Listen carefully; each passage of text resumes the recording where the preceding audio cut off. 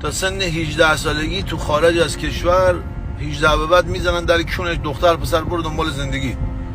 پدر مادر جنابالی تا 18 سالگی نهار مجانی، شام مجانی، گوهتو جمع کردن، کونت عوض کردن، مریض شدی، تصادف کردی، دعوا کردی، کنده بازی در آوردی، گرفتنت، زدی، خوردی، مجانی برات کردن دیگه داداش من. حالا 18 سالگی به بعد تو برو 4 تا نهار مجانی برو با رفیقات بخور، ببین بهت میدن.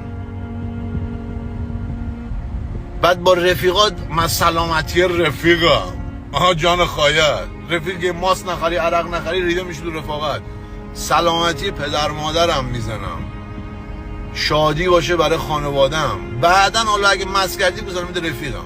رفیق پدر و مادر جیگرت برم من. هیچ دختر پسر هیچ رفیقی نذار بین تو پدر مادرت بندازن.